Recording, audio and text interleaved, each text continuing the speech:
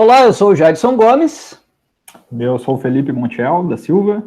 E esse é o Capitalistas de Merda.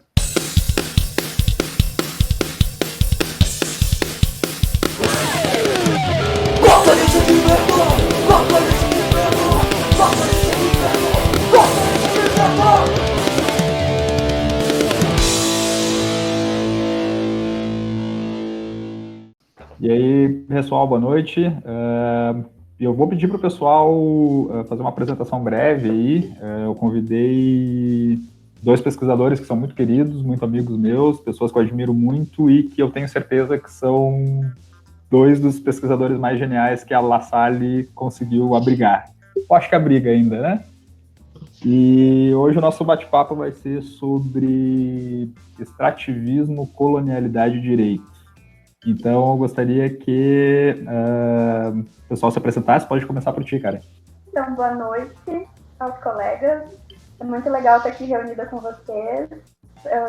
Duas pessoas que eu conheci no mestrado da La Salle e que mantemos amizade, né? O Lucas, o Felipe Montiel e o Jadson também tive a oportunidade de conhecer no Teorias Sociais do Direito, numa oportunidade que ele esteve lá conversando com a gente. E eu me chamo Karen Gonçalves da Silva, eu sou professora de Tantra Yoga, sou advogada, sou mestra em Direito e Sociedade pela La Salle, em Canoas, no mesmo lugar onde eu moro e trabalho, e também sou multiplicadora do Teatro do Oprimido, que é uma metodologia criada pelo Augusto Boal. E, enfim, fiquei muito feliz pelo convite, porque acho que é uma oportunidade da gente pensar alternativas, né, ao capitalismo. E o tema extrativismo é muito importante assim, nesse momento em que logo a gente vai estar completando aí 5 anos do desastre de Mariana, que foi o tema da minha dissertação de mestrado. E no mês de julho a gente teve aí uma exportação gigante de minério de ferro, mesmo depois do desastre de Mariana, mesmo depois de Brumadinho. Então eu acho que está linkando esse tema com colonialidade, desenvolvimentismo, direito e alternativas ao capitalismo, assim, tem muito o que sair daí de ideias legais. Maravilha, vai aí, Lucas. Boa noite para todo mundo, bom dia, depende da hora de quem estiver assistindo também, né? Meu nome é Lucas Bortolini Kuhn, eu sou doutorando agora na La Salle. Terminei o mestrado lá onde eu conheci essas duas forças da natureza, aí, a Karen e o Felipe. Felipe e a Karen, dois dos meus grandes amigos queridos e mentes mais geniais que a La Salle já produziu ali, apesar de que a concorrência dos mais geniais e mais queridos da La Salle é pesada, né, também, né? Tem alguns nomes que já passaram pelo Capitalistas de Merda aqui, como, por exemplo, o nosso grande Jorge aí, que, inclusive, eu tive uma conversa, antes de eu introduzir meus temas de pesquisa e falar outras coisas, eu queria contar como surgiu a ideia dessa noite de hoje. Foi uma conversa que eu tive com o Felipe, depois que ele apareceu no canal do Transe, no YouTube, discutindo educação, e eu falei pro Felipe, olha, foi genial, Felipe, sabe que tu era o cara feito para ter um canal tu mesmo aí no YouTube, e participar desse tipo de coisa aí. E daí ele falou, mas tu sabe que eu já tô num. Daí ele me mandou o link do Capitalistas de Merda, eu fui olhar o primeiro episódio, eu olhei assim, abri a tela, daí eu vi o Jadson ali, eu falei, mas aí o Felipe tem outro cabeludo na vida dele, eu já posso descansar feliz já agora. Aí fui olhando, ainda era o Felipe e o Jorge, no mesmo episódio, eu pensando, puta, alguém teve a mesma ideia que eu, né, cara? Vamos fazer uma coisa e botar o Felipe e o Jorge no mesmo negócio. E tinha que ser também um cabeludo, como assim? E daí eu fiquei super feliz, né? Daí conversamos, eu contando com ele, olhando os episódios do Capitalistas de Merda e tudo mais. E daí surgiu a ideia da gente fazer esse encontro. A minha pesquisa no mestrado não teve muito a ver com ambiente, mas foi uma coisa que depois que eu terminei o mestrado me chamou muita atenção para pesquisar e acabou virando meu tema de doutorado, né? E então a minha pesquisa de doutorado tem muito a ver com a questão da mudança climática e de como, digamos assim, mesmo para o nosso modelo capitalista de democracia, ainda assim não é compatível com esse extrativismo do jeito que ele funciona hoje, com essa exploração de ambiente do jeito que ela funciona hoje. Então, digamos assim, o próprio modelo do jeito que ele é feito para funcionar privilegiando exploração, privilegiando esse tipo de coisa, basicamente ele não se sustenta nem nos próprios parâmetros. É mais ou menos por essa lógica, assim, não é do tipo, vamos demonstrar como o capitalismo não funciona porque ele permite esse tipo de coisa. Não, mostrar, o capitalismo permite e por que ele funciona desse jeito, nós vamos chegar num ponto que basicamente não tem retorno muito em breve. Isso é basicamente o ângulo que eu queria chegar assim na minha pesquisa. Claro que está recém começando, né? E a noite de hoje certamente deve me trazer muitas ideias com vocês, e claro com a Karen, né, que manja demais esse tema, foi quem sempre me instigou muito, assim, a questão ambiental, a questão climática, a questão dos refugiados ambientais, do racismo ambiental, vários temas que foram da pesquisa da Karen, né, que a gente conheceu muito durante o mestrado. Então, vamos rolar a bola aí, que tem uma baita noite aí pra gente discutir tudo isso. Dali. Gente, eu queria fazer uma introdução, mas na verdade eu acho que vai dispensar. Eu vou tocar direto para a programação aqui que eu tenho. Eu fiz algumas colocações assim para estimular um pouco o assunto de início e vou tocar ficha então. Então, mais ou menos assim, pessoal. Foi pau-brasil, ouro, ferro, borracha, cacau, café, enfim, ainda hoje o Brasil parece ser um reservatório inalcançável de produtos primários que são extraídos daqui a todo momento, né? É como se a gente fosse, enfim, uma terra de saque, né? Eu queria que vocês colocassem um pouco, assim, se essas relações de extração de bens primários, que é secular por aqui, como que ela se relaciona com a ideia do extrativismo? Quando a gente fala nesse tema, extrativismo, eu acho que é importante a gente colocar inicialmente do que não estamos falando, porque o Brasil tem uma particularidade nesse tema em relação a outros países da América Latina, que é usar o termo extrativismo num bom sentido, num sentido positivo, que é das reservas extrativistas, né? E aí a gente entra no ecologismo popular, no ecologismo dos pobres, como eu gosto de chamar. E aí suscitamos a memória de Chico Mendes, né, e de toda a luta que ele fez na Amazônia, e levamos para o debate das reservas extrativistas, né. O Brasil é o único país da América Latina que usa nesse sentido. O restante dos países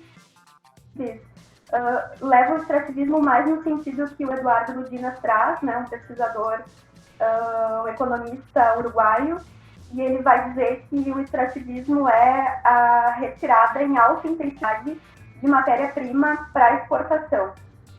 Então, o destino dessa natureza, né, que é extraída, é direto à exportação. Então, nada do que é retirado do território permanece nele.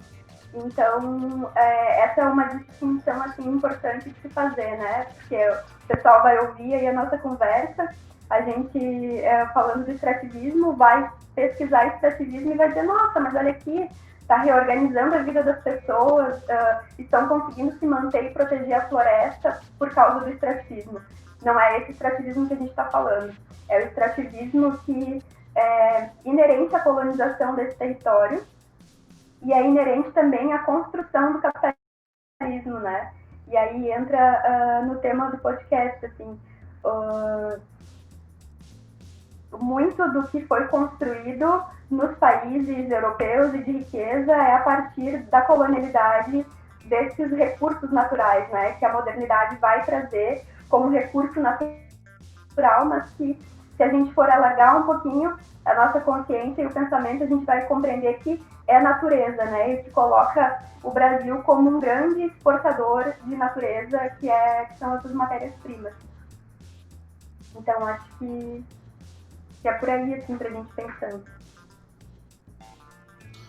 E o histórico de extrativismo, né, a abertura do Felipe é genial no sentido de que ela vai falar desde o minério de ferro, ouro e tudo mais, e não é um passado distante, né, na história do Brasil, onde a gente vai falar desses movimentos de mineração e de ligação do Brasil com exportação de ouro, com exportação de ferro, né, ele é presente, a contemporaneidade, e se aprofunda cada vez mais como um modelo, digamos assim, de sustentação do Estado num sentido amplo, num sentido econômico praticamente predominante, porque tem também toda a lógica que não tem a ver com extrativismo, também tem a ver com exploração natural, como, por exemplo, o agronegócio.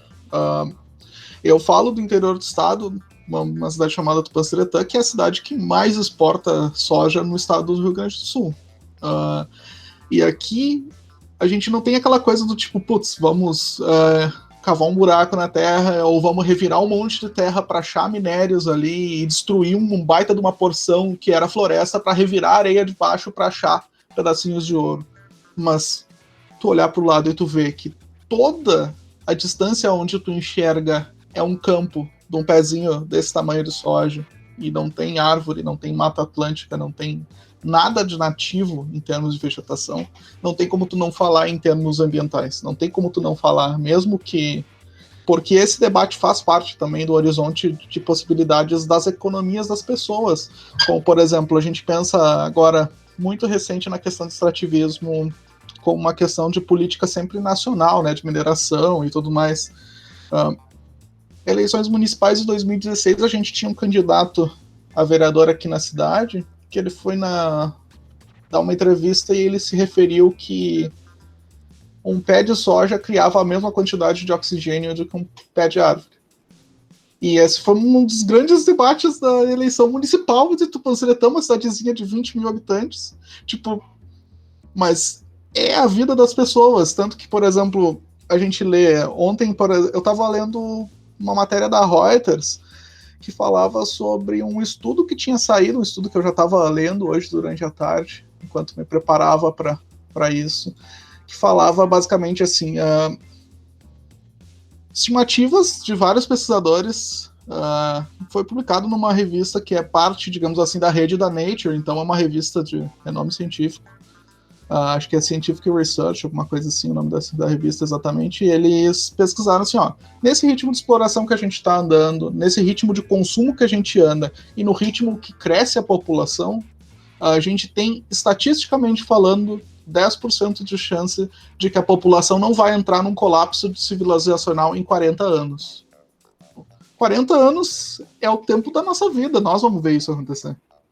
E são coisas que têm tudo a ver com os ritmos com os quais a gente explora certos minérios, os ritmos, as formas como as quais a gente explora certas coisas. Tem a ver também com a forma como a gente explora para buscar energia. Combustíveis, por exemplo, é uma coisa que tem muito a ver. Quem estuda relações internacionais, por exemplo, vai sempre lembrar de um pesquisador lá nos Estados Unidos chamado Michael Clare, e ele tinha basicamente um livro muito famoso chamado A Corrida pelo que Sobrou. Essa era basicamente, a tese dele era basicamente isso. Em 2006, 2007, ele falava, olha, o mundo inteiro hoje se encontra numa corrida pelo que sobrou em termos de combustíveis fósseis, porque é a forma de energia primária com a qual a gente precisa conviver, e ela está acabando. Basicamente, esse era o argumento dele, né? Daí surge 2009, 2010, por ali, as técnicas do fracking, que é o que a gente tem visto muito surgir hoje, né? Que é, por exemplo, o pré-sal é uma dessas partes aí. Coisas que não se exploravam em termos de combustíveis fósseis, não se exploravam em termos de energia. Tudo isso que vai surgindo traz uma outra perspectiva sobre toda a corrida de energia, onde a gente passa para pensar, tipo, não tem mais uma falta, agora a gente tem uma abundância tão grande em termos desse tipo de combustível que todo mundo vai explorar, e que quem não explorar, em tese, se vê numa posição de perdedor em relação aos demais. Ok, entra toda essa discussão de energia. Tudo isso tem muito a ver com o fato de que muitas vezes isso coloca competições entre pessoas. E essa, de certa forma, é uma das naturezas de um sistema econômico de trocas, um sistema de propriedade privada, um sistema que tem a ver, claro, com quem tem mais e com quem concentra poder. A gente não pode nunca esquecer da dimensão do poder que tem a ver com isso, né? E poderes muito além do direito, não existe direito nas relações internacionais, não existe influência pesada assim, de um órgão que vai dizer, não, isso aqui é o limite, tu não tem como atravessar essa linha. Tipo, qual é o limite? O limite é o que as populações locais estiverem dispostas a fazer, e se elas estiverem em uma condição de extrema vulnerabilidade, cara, não é um segredo da indústria, não é um segredo dessas mineradoras, das que exploram, por exemplo, o fracking para pegar gás natural, para pegar petróleo em lugares perto de cidades. Não é um segredo deles. Eles vão falar isso em seminários, eles vão achar isso em cartilhas de investimento público. Tem links, é aberto. Eles vão falar, olha, o modelo que a gente fazia antes não funciona mais. E o que eles estão falando disso? Eles falam, agora nós queremos sistemas com segurança jurídica, sim, mas não é só isso. Eles vão falar, olha, agora a gente depende de fazer a coisa ser pacífica com as pessoas que estão ao redor, senão elas protestam. E o que eles vão falar? O nosso modelo mais atual que diz como fazer isso, como explorar isso, agora é basicamente, olha, chega lá na comunidade perto da mina onde tu quer explorar, e eles falando isso sobre o exemplo do Peru, né, porque o Peru é um dos lugares que mais tem lítio aqui na América do Sul, né? O triângulo do lítio, que eles chamam o Peru, o Chile e uma parte ao norte da Argentina, lá que eles têm muito interesse. Eles falam, chega lá no lugar, constrói umas 2, 3 escolas, dá um saneamento básico pra galera ao redor lá.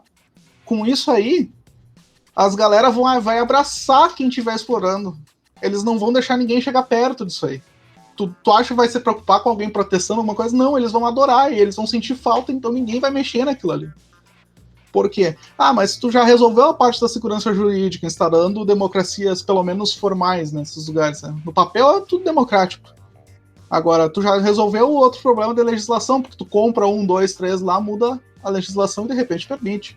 Mas como tu faz para as pessoas não se revoltarem? Não, tu paga elas, tu dá um saneamentozinho básico, tu dá uma coisa aí. E aí entra toda a questão do capitalismo, da relação do capitalismo com o Estado, né? O Estado não dá essas coisas para as pessoas, o Estado não dá educação para as pessoas, não dá saneamento para as pessoas e deixa elas vulneráveis a terem que entender isso como uma benesse de uma empresa que, na verdade, está pegando ali recurso natural e levando para o exterior e ganhando muita grana com isso. Né? Acho que esse é um dos temas mais centrais assim, para refletir sobre a questão do extrativismo, principalmente do ângulo de latinos que somos. Né? Que legal. E eu estava pensando antes ali nessa questão ambiental, pegando no mundo tecnológico, assim, e, na verdade no mundo moderno agora tem muita ilusão também, eu vejo, assim, né, da galera indo para o mundo digital e achando que indo para o mundo digital automaticamente não se tem um impacto ambiental, assim, né? Tem uma ignorância total em cima disso, assim, porque até tem uma relação com o nosso papo aqui hoje, porque por mais que hoje a gente, obviamente, tem todo o lance digital, eu tenho uma empresa de tecnologia, a gente vive disso e, tem muitas coisas boas e tal, mas eu vejo muita gente com essa ilusão, assim, que o fato de ser digital não tem impacto ambiental. E é bem o contrário, né? Claro que a gente tem movimento aí das big techs de se tornarem empresas legais e tal, sei lá, a Microsoft anunciou agora que vai ser carbono zero até não sei qual ano e tudo mais. Só que, né, é mais complexo que isso, né? E só para pegar o gancho do tema, que eu acho interessante, é que hoje, vocês estavam falando do lance do extrativismo e do colonialismo e tal, na real, a gente quando a gente vai para o mundo digital, todo mundo vai para o mundo digital, acaba que a gente continua colonializado 2.0, assim, né? Porque tá tudo no Vale do Silício, né? Então quem é que comanda o mundo inteiro é o Vale do Silício, né? Então de novo a gente volta, mas só para fazer o gancho com essa parte aí. Não, mas só para dar uma aquecida, né? Muito interessante, gente. Eu tava... Fala que eu sei que tu tá se coçando aí, Felipe. Eu vi tu se coçando na cadeira aí. Não, é muito interessante porque eu vi agora, tava escutando um outro podcast, o Revolu Show e tal, e a galera fez um encontro sobre Big Data e tal. E aí uma pesquisadora, que é a pesquisadora dessa temática, colocou, né, que as pessoas vão pro mundo digital como se esse mundo ele não existisse, né, ou como se elas fossem para esse mundo com pretensões zeradas, né, como se, né, fossem outras, né. Isso não acontece, elas vão justamente construir o que elas são dentro dessa outra realidade, né? Eu acho que coloca bem nesse ponto que tu estava colocando, Jadson. Mas o Lucas falou ali em 2, 3 palavras assim que são muito importantes, né? A primeira é a abundância, né? E a abundância me coloca numa temática que eu acho que afeta muito a pesquisa da Karen, né? Porque... Enfim, o novo mundo, né, a América, o mundo zerado, que já aconteceu, né, isso é uma nova repetição, tinha uma quantidade de riquezas enormes e ainda tem, né? E parece que todo esse potencial que existia na América de riquezas e produtos que poderiam fazer essa sofisticação das grandes economias centrais, elas aqui não parecem tão boas, ou o resultado da detenção dessas riquezas parece que soa como uma maldição, né? E eu queria que, de repente, a Karen colocasse um pouco como ela enxerga essa contradição, né, entre o muito que se tem e o muito que se sofre em decorrência do muito que se tem. Se fala justamente nisso, na maldição da abundância, né? Porque a América Latina é tão rica em natureza, o que a modernidade entende como recursos naturais, e é pobre justamente porque exporta esses recursos naturais, né? Ainda que muitos dos povos que vivem e viviam no território antes da invasão tenham uma relação diferenciada com a natureza, né? Para muitas etnias e povos originários do Brasil, a natureza é vista como, enfim, uma entidade, tem uma questão poética, espiritual relacionada com a natureza, né? A própria questão do Rio Doce, no desastre de Mariana, é isso, né? As pessoas perderam o contato com o rio, mais de 800 quilômetros de lama em toda a extensão do rio, e quem mais sofre com isso é a etnia Krenak, que ficou...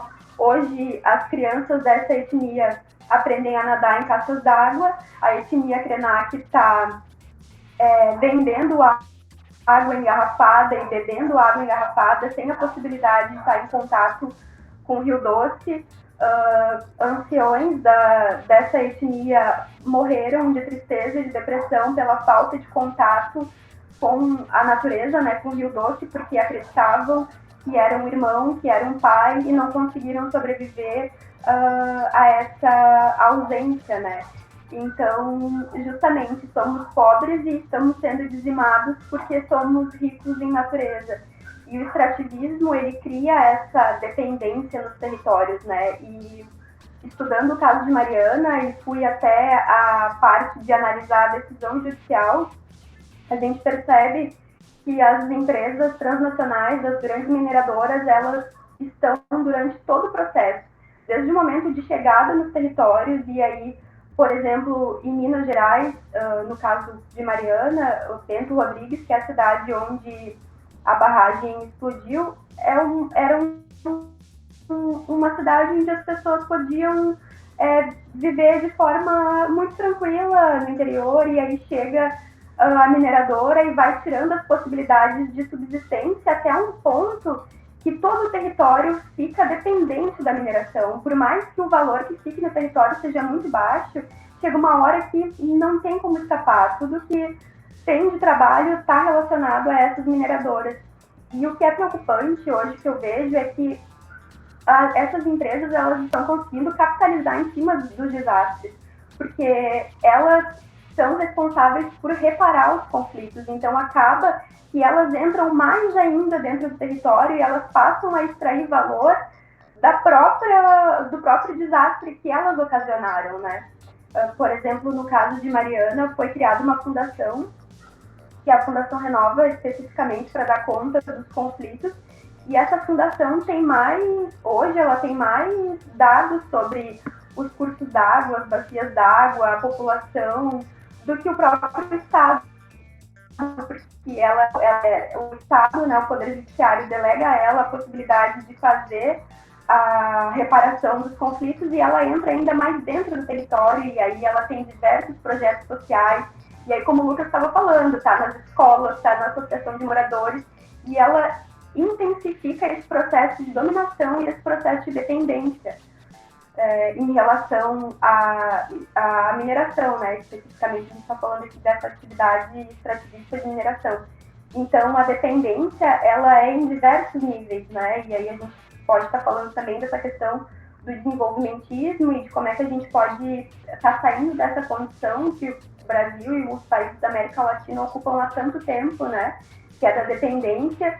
E isso vai se intensificando muito com o extrativismo, assim, em diversos níveis, tanto local quanto com os mercados externos, e aí fica muito difícil de pensar transições, né, pós-extrativistas, de pensar como que a gente articular uma política, um modo de luta que possa superar essa presença das mineradoras nos territórios, já que cada vez elas vão capitalizando mais, inclusive em cima da destruição. Então, eu acho que esse é um ponto assim, para a gente pensar até no papel do direito e do poder judiciário, que tem legitimado esse processo, né, de intensificação, de extração nos territórios. Aí, ponto interessante da Karen fala bem isso que eu tinha visto naquele lançamento acho que era uma firma de investimentos australiana, que falava justamente disso, né? Vamos construir escolas ao redor da cidade, vamos colocar saneamento básico lá, construir infraestrutura. Tudo isso faz com que cria uma relação completa de submissão das pessoas ao redor, né? Elas podem achar que gostam daquilo ali, porque talvez nunca tiveram uma atenção do Estado também nesse sentido, talvez nunca tiveram um emprego que pagasse os direitos corretamente.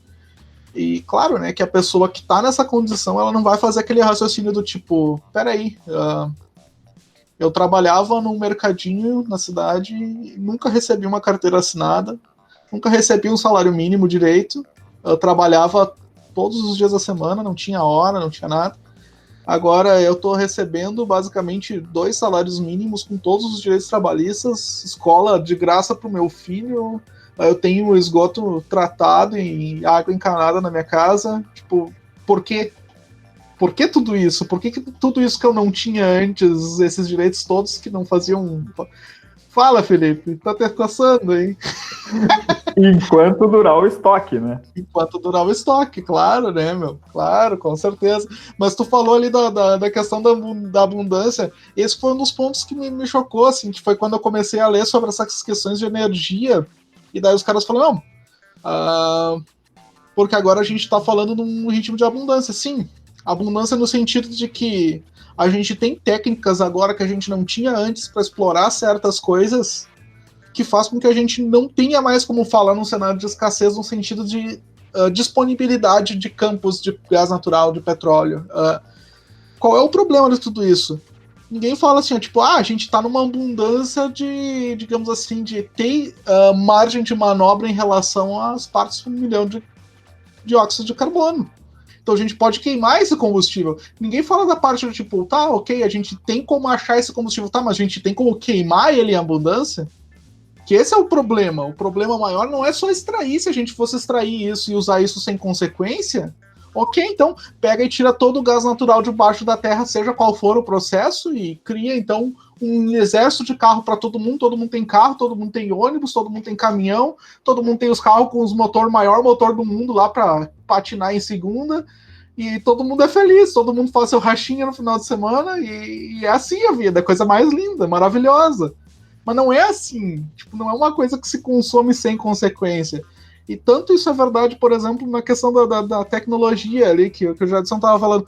Porque que os caras entram realmente com essa ideia, né, de que, tipo, a tecnologia, ela não tem parte nessa sociedade, ela não é parte desse ciclo de destruição que o resto das outras indústrias é. Se eu for trabalhar no Big Tech, eu não sou um cara lá que tá lá trabalhando na Samarco fazendo barragem para mineração. Mas, tipo, da onde que sai o ouro das placas-mães dos computadores? Da onde que sai o lítio das baterias dos notebooks e dos carros elétricos que, em tese, são zero poluição? Tudo isso tem a ver com o ciclo de extrativismo, porque essas coisas não se fabricam do vento, elas não se fabricam do vácuo. E todas essas formas têm a ver com o capitalismo no sentido do consumo, né? No sentido de que a nossa forma, digamos assim, de pensar sobre a nossa existência no planeta, ela sempre tem a ver com isso, né? De dominação, de que para que eu sobreviva e para que eu viva bem, eu tenho que estar no controle completo sobre a natureza, mas não é assim. E no sentido que a gente pode falar que estamos no controle da natureza, nós estamos no controle para destruir, no sentido. E aí que tipo de controle é esse? O controle que leva para a própria extinção. Esse é o problema de tudo isso, é esse ciclo, né? E aquela questão daí que eu falei do Estado. uma das coisas que eu mais pensei ultimamente. Daí eu tava lendo todas essas coisas, né, de relações internacionais, de petróleo, e daí os caras falando sobre todas as questões do meio do Oriente Médio. E eu, tá, né, beleza. Ninguém aqui tá falando da questão ambiental. Cadê a questão ambiental? Cadê a questão ambiental? Tá, beleza. Depois eu fui vendo, aí saiu um livro do Ferraioli falando sobre o constitucionalismo tinha que se expandir para além do Estado. Eu, tá, beleza, ok. Mas, tipo, a minha questão de pesquisa sempre passou a ser isso, assim, do tipo, como a gente entende um sistema que, em tese, se funda numa questão de, tipo, vamos dar dignidade para as pessoas, vamos dar direitos sociais para as pessoas, vamos fazer com que tudo, em tese, funcione orientado a um princípio da dignidade da pessoa humana. Essas palavras que são quase um mantra hoje em dia. Qualquer palestra aí de direito pode um professor falar, dignidade da pessoa humana. Tipo, essas palavras, tá, ok, elas significam algo, mas elas significam cada vez menos, porque elas viraram um mantra em si mesmas.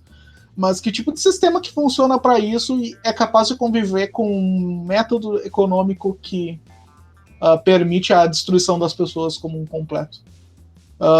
Como a gente vai falar de um estado onde as pessoas, em tese, seriam operacionalizadas para a dignidade da pessoa humana, se a gente pode ter, em termos de 10, 15 anos, aí, dezenas e dezenas de milhões de refugiados climáticos saindo do Oriente Médio porque eles não podem mais morar nas regiões porque eles não aguentam mais o calor extremo? Como a gente vai falar de sociedades, como a gente vai falar de democracias, de institucionalidades e tudo mais nesse tipo de ambiente? Porque daí essas pessoas vão sair dos lugares delas porque elas foram basicamente expulsas por tendências de exploração e de extrativismo que muitas vezes não tem nada, absolutamente nada a ver com a forma que eles vivem naqueles ambientes. Muitas vezes eles têm uma relação com aqueles ambientes que é muito produtiva, como, por exemplo, os extrativistas brasileiros, como a Karen citou. Não são pessoas que convivem com a natureza e com o ambiente ao redor delas de uma forma predatória, mas essas tendências chegam lá. De repente, num verão, tá, como agora, estava dias atrás no Iraque, 53 graus Celsius, e essas pessoas, de repente, elas chegam à conclusão de que, tipo, puta, eu não tenho mais como viver aqui. E daí elas fogem de lá, tentam achar refúgio em outros lugares, devidamente, claro, mas elas chegam nesses outros lugares e, de repente, nesses outros lugares, falando como no caso do Brasil, a gente queimou, sei lá, 20% da Amazônia e passou daquele limiar ali que não podia passar, onde a desertificação começa a se tornar irreversível. Beleza. Daí em 10 anos, aparentemente, tá ok. Mas, de repente, dali do 5º ano pra frente, não chove. E, de repente, tudo que se planta e se produz de alimento já não dá certo. E daí o modelo econômico de exportação, que depende da exportação daquela matéria-prima, não funciona. Ou já não alimenta mais o pecuarismo, que em boa parte alimenta também o mercado interno.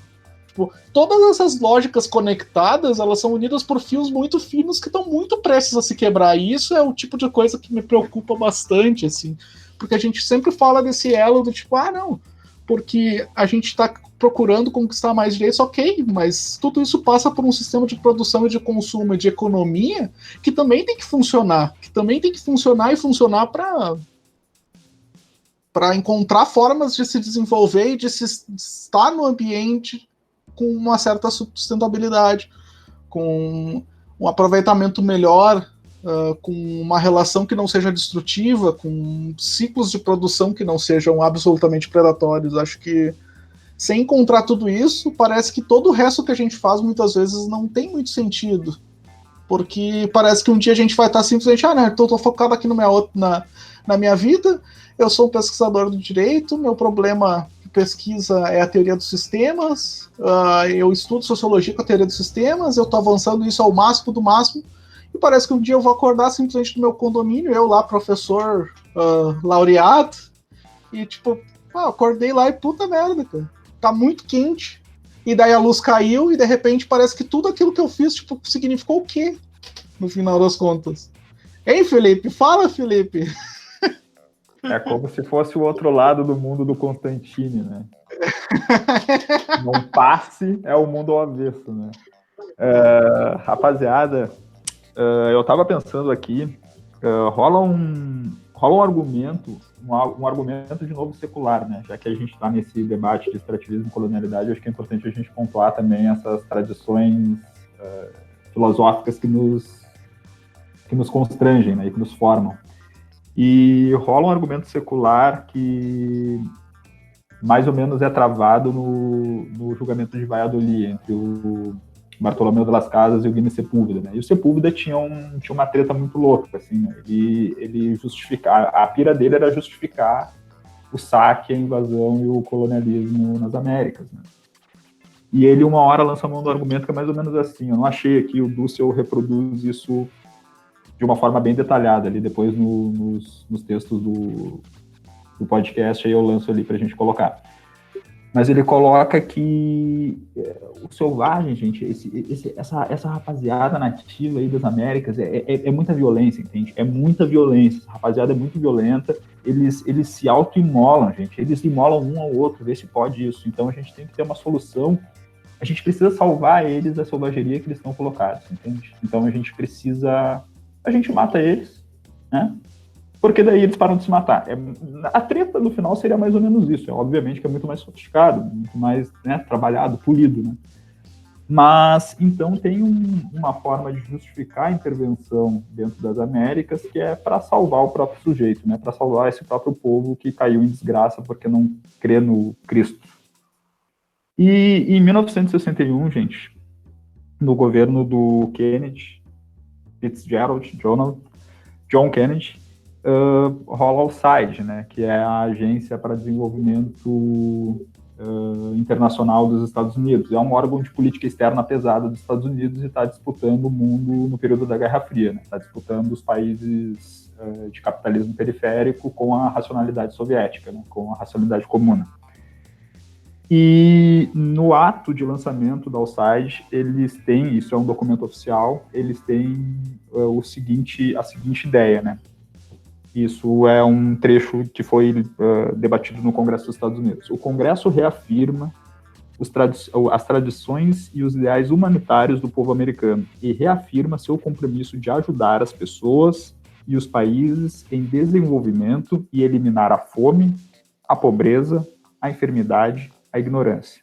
Por isso, o Congresso declara que o principal objetivo da política exterior dos Estados Unidos é o estímulo, o apoio contínuo às pessoas e os países em desenvolvimento e reverter todos os esforços para que eles adquiram conhecimento e recursos essenciais para desenvolver e construir instituições econômicas, políticas e sociais que melhorem a qualidade das suas vidas.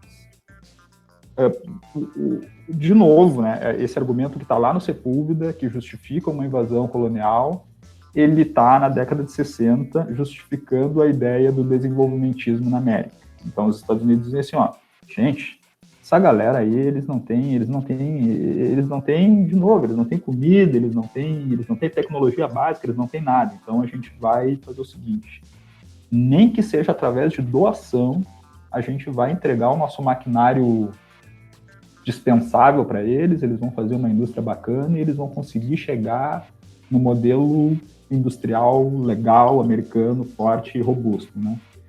E a América Latina passa a entrar e a bancar muito essas ideias de desenvolvimento numa perspectiva bem norte-americana, né? E essas intervenções são intervenções como eu acho que o Lucas colocou ali atrás e a Karen também falou nesse ponto, né? Que são espécies de intervenções pacíficas, né? Tu aniquila, tu esquece a aniquilação predatória do lugar e tu deixa o lugar à mercê de qualquer intervenção que pareça um mínimo, né? Qualquer coisa que te leve o mínimo é muito bom, né? Então, eu gostaria que vocês explorassem um pouco isso, como essa ideia do desenvolvimento, do desenvolvimentismo, como isso invade as instituições nacionais, né?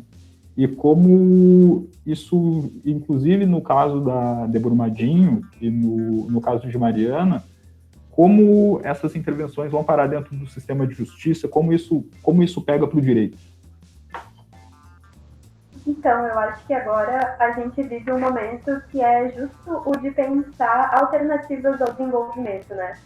Eu acho que precisamos começar a considerar os direitos da natureza e a possibilidade de direitos da natureza nessa nova reorganização social que a gente precisa construir daqui para frente, né? Tem um livro muito legal que é Descolonizar o Imaginário, que está aqui do meu lado, e é de um grupo de trabalho que pensa alternativas ao desenvolvimento, debates pós-extrativistas, e está implicado nesse debate a gente parar de falar só da dignidade da pessoa humana, né?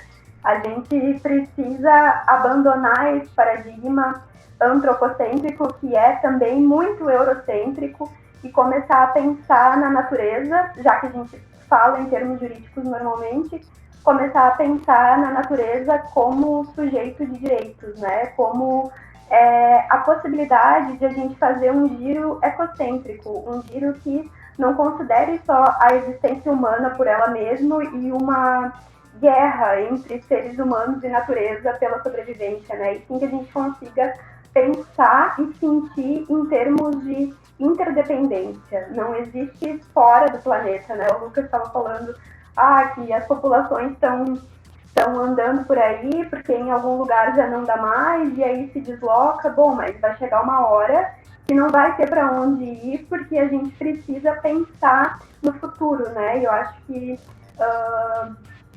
eu não sei, às vezes eu fico um pouco assim, pensando que a gente vai conseguir construir essa alternativa por dentro do direito, porque eu vejo que a gente já avançou, por exemplo, em relação ao constitucionalismo ecológico na América Latina, mas ao mesmo tempo os governos, mesmo os governos progressistas, e aí a gente não está falando da dicotomia só esquerda e direita, né? Eu acho que os últimos anos aí de governo progressista, as últimas 2 décadas mostraram que não é só uma questão de esquerda e direita, mesmo os governos progressistas, inspirados nos estados comunistas e no socialismo, acabaram construindo uma economia muito pautada no extrativismo e até com o lema, né, de fazer distribuição de renda e de acabar com o extrativismo fazendo mais extrativismo, sendo que a gente sabe que é uma maneira totalmente predatória de se relacionar com a natureza. Não tem como ter sustentabilidade extraindo recursos que não são renováveis, né?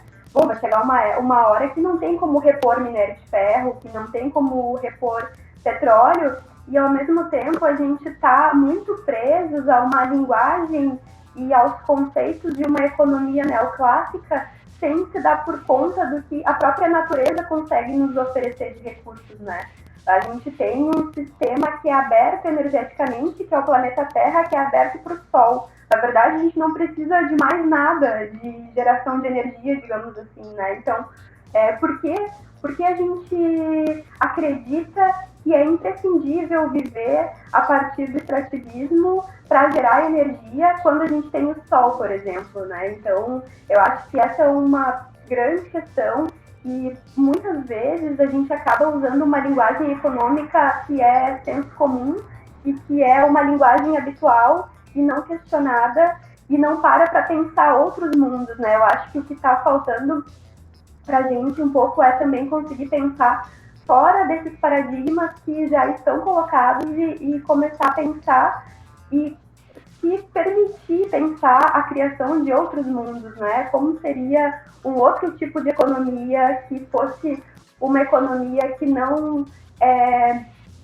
tratasse as populações da América Latina como esses pobrezinhos, esses coitadinhos, e sim como pessoas que conseguem, a partir dos seus territórios, ter uma relação diferenciada com a natureza e que essa relação consegue justamente produzir uma outra economia.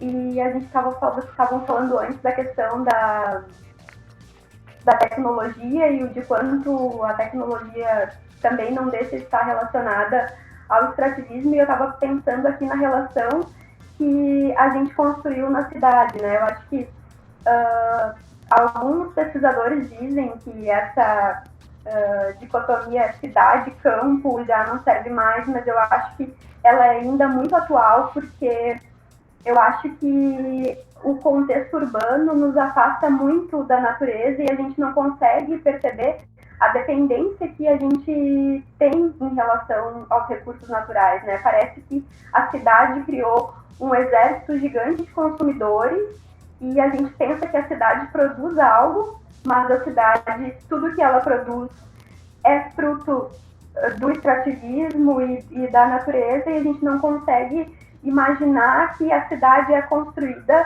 a partir de um colonialismo e a partir desse extrativismo, né? Então, eu acho que a gente começar a pensar que as cidades, por exemplo, começaram a se estruturar procurando os lugares onde havia água, por exemplo, já dá uma ideia de que, mesmo sendo cidade, está muito relacionada, né, com a natureza. E, por vezes, esses territórios que geram a energia na cidade estão tão distantes que a gente não consegue pensar essa relação. Então, eu acho que a gente tem essa ilusão, assim, de estar na cidade. O desastre de Mariana foi muito interessante nesse sentido, porque ele afetou os 800 quilômetros da bacia do Rio Doce, 2 estados, Minas Gerais e Espírito Santo, e teve uma cidade grande, assim, talvez do Porte de Canoas, região metropolitana, assim, que é Governador Valadares, e que ficou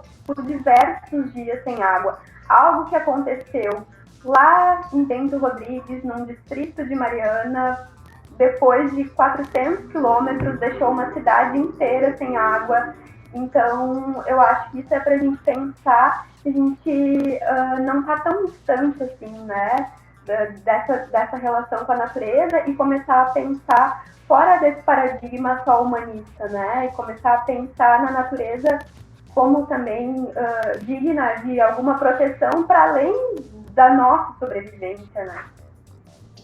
As colocações da Karen são perfeitas como de costume, né? A gente fica até chocado muitas vezes, assim, como de costume, né?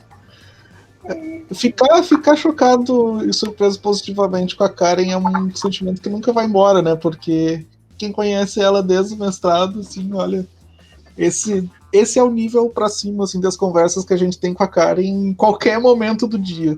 Passa por ela na rua e, de repente, quando tu vê, tu tá conversando coisas, assim, absolutamente consequentes pra tudo, assim, e de repente tá num rolê e às vezes rola um super papo da Karen, e essa abordagem da cidade-campo, assim, que ela falou é perfeito, né? A gente realmente não tem contato com a natureza, contato com as coisas e noção de até que ponto vão certas coisas em relação ao que se extrai, a como se extrai muitas vezes também, né? Que isso também tem muito, muito impacto que a gente não percebe. Mas um ponto interessante, né? Uma vez um artigo de um economista, a Karen estava falando de economia, e eu me lembrei de um artigo de um economista que ele foi muito criticado. Eu não me lembro exatamente o nome do cara, eu me lembro que ele era mais ou menos da linha do Bresser Pereira, assim, ele era um dos desenvolvimentistas, e justamente por ele ser um do meio dos economistas desenvolvimentistas, ele foi muito criticado por ele ter falado que a descoberta do pré-sal no Brasil foi uma das piores coisas que poderia ter acontecido com o Brasil. Porque ele falava, olha, toda a nossa produção de energia estava virando em relação à produção de biocombustíveis e de coisas renováveis, e agora, graças a isso, a gente retoma um padrão de exploração de combustíveis super ultrapassado, um processo que é muito mais caro, um processo que é muito mais difícil, porque os campos de petróleo em águas profundas é um bicho totalmente diferente. E leva a gente a pensar, de certa forma, até que ponto a gente está relacionado, assim, com as questões de governo, como a Karen falou. A Karen falou ali das questões de como os governos, mesmo com essas constituições e com direitos da natureza e tudo mais, de certa forma, eles não revolucionaram na questão de como governar, mesmo com, digamos, leis mais modernas que poderiam ter feito alguma coisa, constituições, esse é um assunto que eu entendo também. E muito se fala sobre as constituições da América Latina, sobre o constitucionalismo latino-americano e as questões dos direitos da natureza e tal. A Constituição da Bolívia, a Constituição do Equador e assim por diante. Tá, beleza, maravilha. Mas o que se fez com isso? Ponto interessante é que, por exemplo, a gente observa que algumas das companhias internacionais de energia, e esse é o caso, por exemplo, da BP, da companhia britânica, ela sofre pressão dos governos de lá para que se reduzam emissões, como uma empresa que produz, basicamente, explora petróleo, ou seja, reduzir emissão, exploração de petróleo, tipo, não entendo a correlação disso, mas ok, eles migrando para energia renovável, e muito se fala nos meios de investimento sobre como a margem de lucro da energia renovável é menor do que dos combustíveis, e por isso esse é um dos maiores problemas.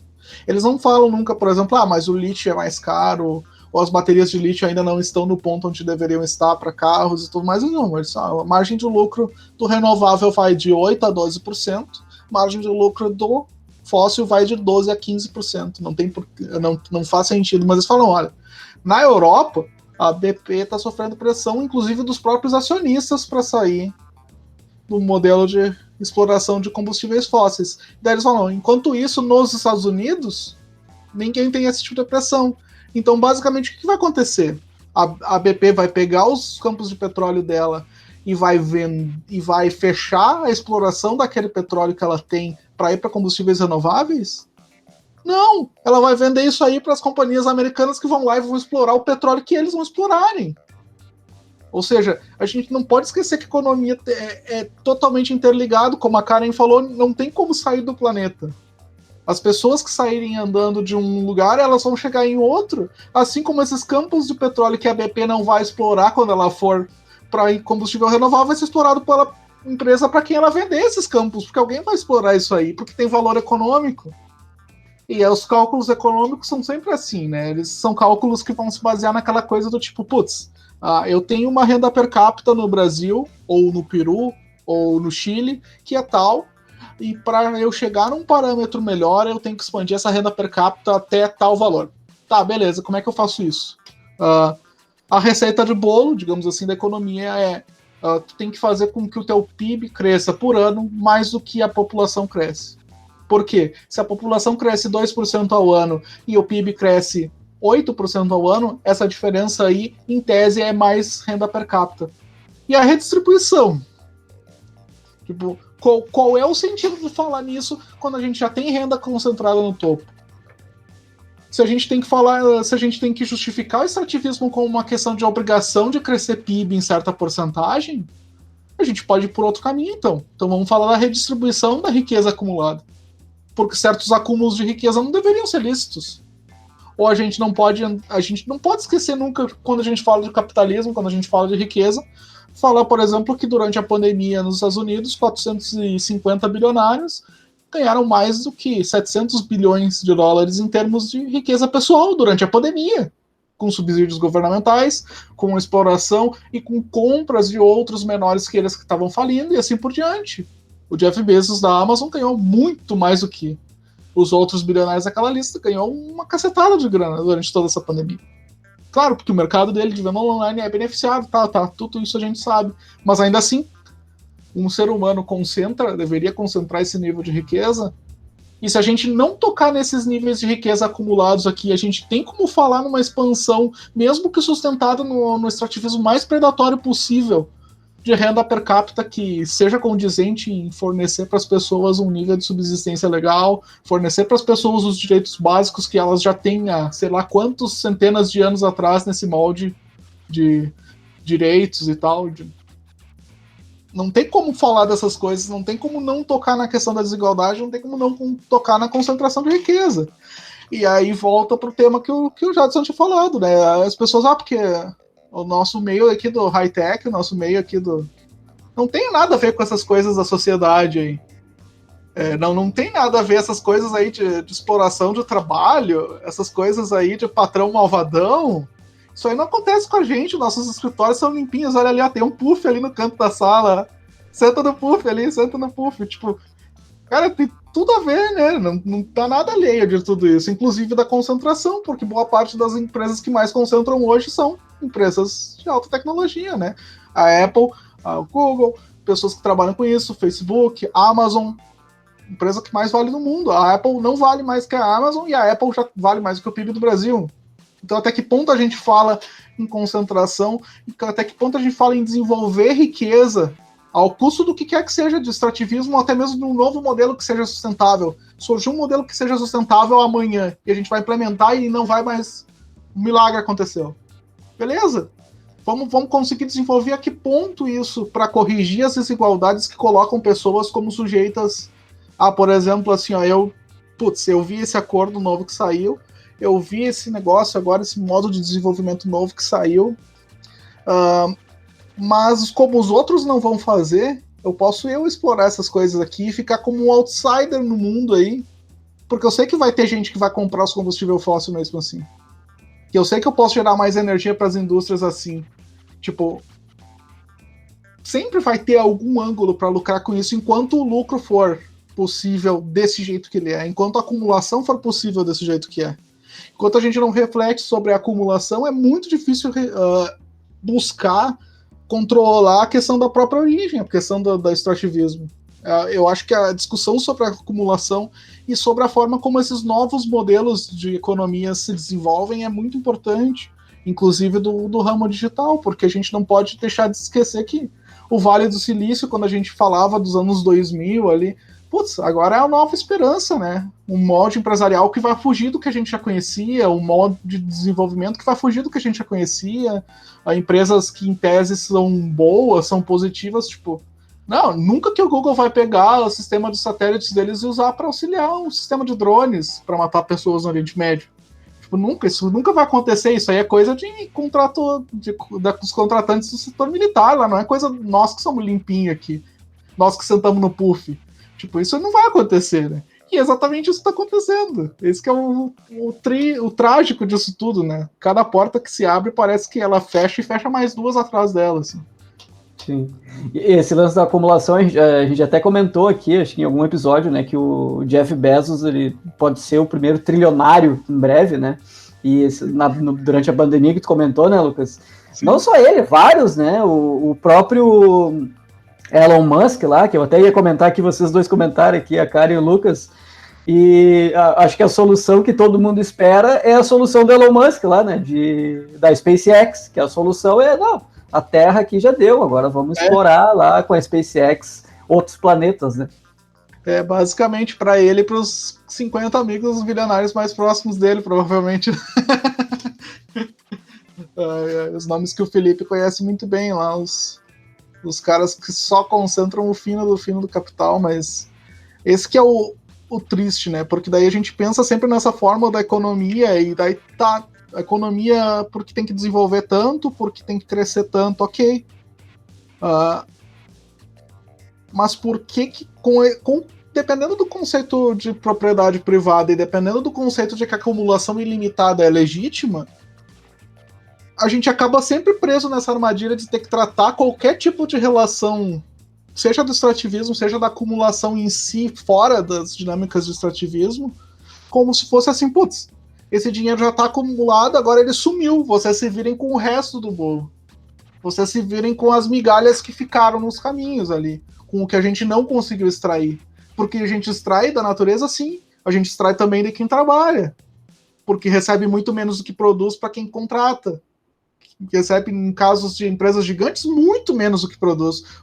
Obscenamente menos do que produz. E às vezes por fatores de 10, às vezes por fatores de 15, dependendo da companhia. Então, como a gente vai falar de extrativismo e de natureza sem lembrar que a gente está falando também dessa mesma relação em relação às pessoas, né? O Adorno, que foi um dos pais da escola de Frankfurt, ele falava justamente isso, olha, a nossa relação com a natureza é fundada na racionalidade que tem a ver com como a gente quer dominar as coisas. A gente quer dominar a compreensão sobre certas coisas, a gente não olha para um objeto tal lá, que seja como esse T vagabundo aqui que eu tenho, e pensa, tipo, eu quero compreender o que ele significa. Não, eu quero entender o que ele faz. Eu quero saber quantos furos ele tem, quais são os padrões das tomadas e onde eu posso encaixar ele para que ele me serve. Eu domino o que ele significa e pronto. A utilidade dele é só isso que eu procuro. E aí, é a mesma relação que a gente estabelece em relação à natureza, no sentido que, tipo, putz, a minha racionalidade me serve para que eu aprenda tudo como a natureza é e onde estão os recursos que eu preciso para que eu possa tirar dali, para que eu possa explorar aquilo ali. Em relação aos animais é a mesma coisa, em relação às outras pessoas é a mesma coisa. E tudo isso tem a ver com essa questão de que a exploração é o único modelo que a gente permite como hegemônico. E pensar outras possibilidades ainda está muito além do que a gente consegue fazer, né? Claro que também, né? Porque todos os meios de discussão também são, de certa forma, interditados por parâmetros técnicos, são interditados por também muita gente do mercado que trabalha nesse meio, né? A gente sabe, por exemplo, o Felipe vai lembrar, acho, a Karen vai lembrar mais ainda, que a gente teve, não me lembro qual foi o professor que deu uma aula no mestrado, falou, porque agora pode ser possível aí uma geração de cientistas sociais na iniciativa privada. E, tipo, eu fiquei assim, como assim? Não, porque agora, por exemplo, vamos explorar lá perfuração no Ártico para tirar gás natural, e a gente quer fazer um estudo antropológico lá para mostrar como as populações vão ser afetadas ou não vão ser afetadas, né? Na prática não vão, no estudo deles, né? Para poder justificar que eles façam a perfuração lá. Faz um estudinho lá com os esquimós lá e de repente, os esquimós falaram que tá tudo bem aí, pode furar, galera. Tipo, basicamente isso. Todos esses meios de discussão são povoados por pessoas assim. É muito difícil tu ver, por exemplo, artigos de pessoas que vão falar sobre minério e outras coisas assim. Tu vai lá na seção de conflitos de interesse e não vai dizer, não, fulaninho é consultor de tal empresa que trabalha com exploração de minério de ferro. Pô. Então, como a gente vai falar em discussão em outros modelos quando os próprios meios onde a gente está discutindo essas coisas, eles são povoados assim, né? Levar para fora da academia, ok, mas não é como se o nosso discurso fora da academia fosse muito melhor também do que nós, né? Porque a gente está vendo que essas discussões em relação à pandemia, em relação a toda a forma como a gente lida, né, com o cuidado um com o outro, isso também tem a ver com o debate sobre extrativismo. Compreender o nosso lugar no mundo, compreender nossa relação com os outros, compreender a natureza e o nosso lugar em relação à natureza, que não é um lugar de donos de nada, de gestores de nada. A única questão é que nós temos os meios para isso. Então, portanto, a gente passa a ter a responsabilidade de como trabalhar isso. Porque nós somos as únicas raças que basicamente temos o potencial de explodir tudo isso. Não piscar de olhos. Esse que é o problema. É a única diferença que tem entre nós e outras populações, entre nós e outras espécies, e assim por diante. E todas essas relações têm que ser repensadas, né? Isso vai muito além só da questão do extrativismo, vai muito além da questão do petróleo, vai muito além da própria questão da mudança climática, né, Felipe? É um assunto bom pra gente. Que bom que eu pude contar com vocês aí, porque é um assunto bem decisivo e que ele está no nosso plano imediato, né? Eu acho que uma das coisas que vem se anunciando com muita firmeza pra gente é que as coisas são para hoje, né? E não vai ter como escapar. Eu acho que até a própria emergência do Covid mostra, né, que não tem mais muito tempo para dialogar com as desculpas e com os ocultamentos, né? Tipo, pode até ocultar, mas tu vai tropeçar na tua própria ocultação, né? Durante o processo de dissertação, a Karen me passou um texto do Aníbal Quijano, que acho que é Colonialidade, Eurocentrismo e Globalização. Talvez seja esse o nome, não tenho certeza. Mas nesse texto ele faz uma proposição muito interessante, falando da década de 80 e da emergência do neoliberalismo como um processo de reconcentração da autoridade coletiva. E a ideia é que os processos de independência da Latinoamérica foram processos de independência bastante formais, né, mas que de fato aconteceram. Bom, alguma autonomia ali foi possível, a criação de modelos nacionais, mais ou menos, né, controlados por uma elite crioula de determinados países, muito em diálogo com as elites e com as elites dos países centrais, mas que isso foi um modelo que aconteceu, né? Mas a partir do momento do neoliberalismo isso vai sendo desmantelado, né? E é como se, a respeito do nosso espaço aqui, nós ainda não tivéssemos nascido muito bem, né? Nós não temos lá muita condição de dizer qual vai ser o nosso padrão de exploração, né? O nosso padrão de exploração não é minimamente ditado por nós. E eu sei que a gente já está um pouco avançado no tempo, mas eu acho que tem algumas coisas que são muito interessantes de lembrar, assim, por exemplo, a grande empresa que está por trás desses dois grandes desastres que aconteceram, desastres não, né? Acho que eles podem ser chamados de crime com tranquilidade, eles são coisas que eles estão dentro da dinâmica, né? Eles vão acontecer, é uma contagem regressiva, não tem como não acontecer. Justamente porque uma das características dos países estruturados imediatamente pela colonialidade é ter uma baixa densidade de mediação do direito. O direito não faz uma mediação razoável aqui, que consiga dizer padrões, né? Eu acho que mesmo os padrões mínimos aqui, eles não existem. O Lucas estava até falando dos estudos de impacto. Eu, pensando nesse professor falando da necessidade de apresentação de um estudo de impacto, eu imagino que, para nós, aqui nas nossas realidades, um estudo de impacto seria uma formalidade, assim, ó, das mais ordinárias, assim, né? Tipo, olha, pode ser escrito numa folha um estudo de impacto ambiental que não escuta a comunidade que está inserida naquele espaço, né? E mesmo, enfim, né, acho que até já tivemos alguns outros exemplos aqui que dizem que como tu consegue extrair a anuência das pessoas, basta largá-las na miséria completa, né? Mas a empresa que está por trás desses crimes é a Vale do Rio Doce, e ela é uma empresa que foi privatizada na década de 90. Então, o Brasil, em algum momento, quando tinha esse modelo de autoridade política mais ou menos autônomo, conseguiu avançar em controlar os seus modelos de exploração, controlar com uma autonomia que a gente pode dizer que é muito baixa, né? E só que me chama a atenção a lógica que existe por trás dessa autonomia e dessa exploração. Por exemplo, a questão do desenvolvimentismo acho que entra muito aí, porque a expectativa de alcançar uma autonomia realmente robusta e ter um país realmente independente dentro do plano político e dentro do plano econômico, com uma capacidade de autoabastecimento em todas as áreas fundamentais para a sua reprodução e a reprodução da sua população, ficou muito vinculada à ideia do desenvolvimentismo. E essa ideia do desenvolvimentismo, ela tem uma racionalidade eurocentrada por completo. Ela é substantivamente eurocêntrica, né? Então é como se nós nunca tivéssemos conseguido trabalhar para nós. Em linhas gerais é isso, né? Então, nós temos a questão das privatizações de empresas que são empresas que exploram atividades muito decisivas, seja nas telecomunicações, seja na energia, seja nos recursos hídricos. São empresas que não estão no controle da população nacional, e mesmo quando estão, essa população nacional ela tem uma imaginação assim das mais medíocres, não é nem medíocre, é pior, né, gente? É perverso, né? É um troço de louco. Então eu coloco assim que o Brasil, enquanto lugar, ainda não nasceu, né? E nas últimas semanas eu vi no Intercept que saiu uma série de reportagens dizendo da interferência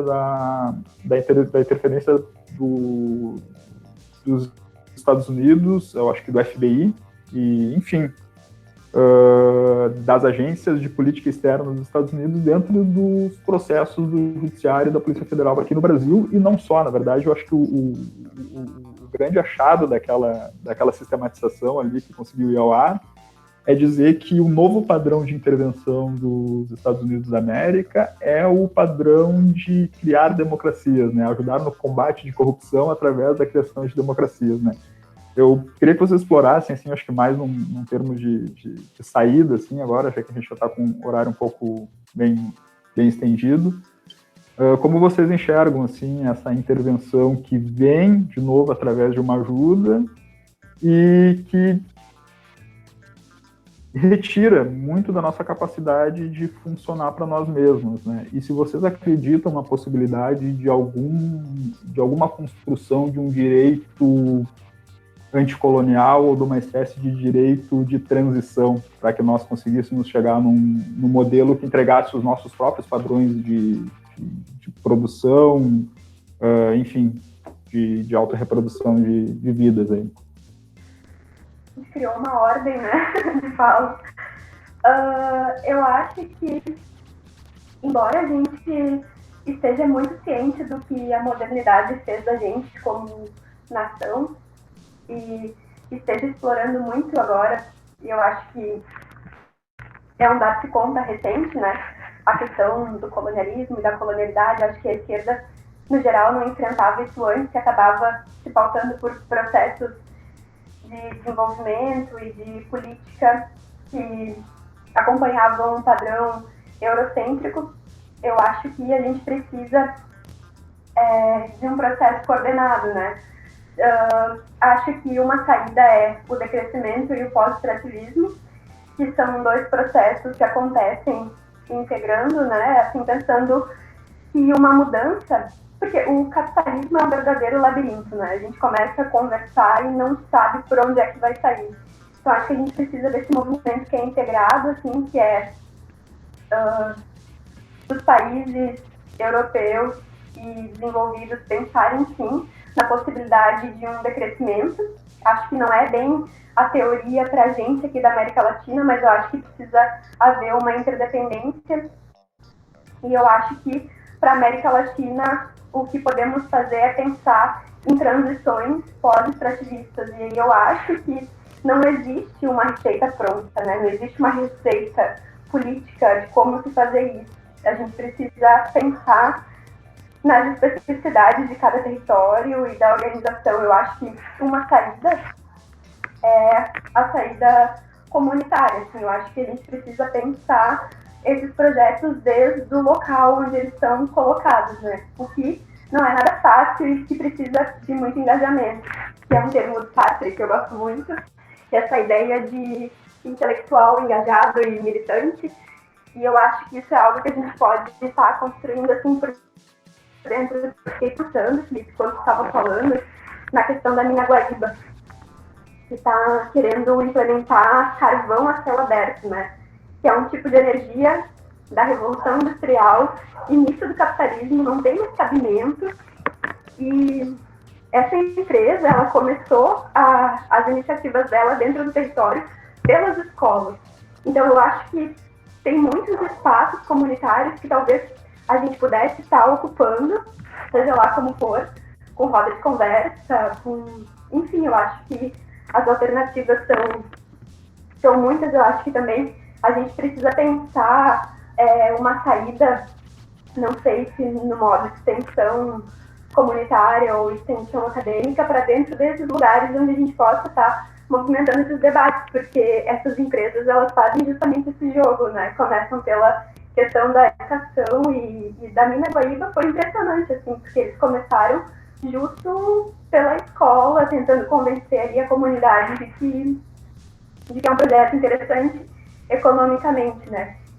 E é impressionante porque esse projeto da mina Guaíba passa por dentro de um assentamento que é um dos maiores produtores de arroz orgânico, né, do Brasil, assim. Então, para ver a força que tem e o quanto a gente precisa realmente se movimentar e pensar alternativas, porque o poder econômico, ele acaba justamente tirando a possibilidade dessa autoridade ser coletiva, né? Então, virou uma autoridade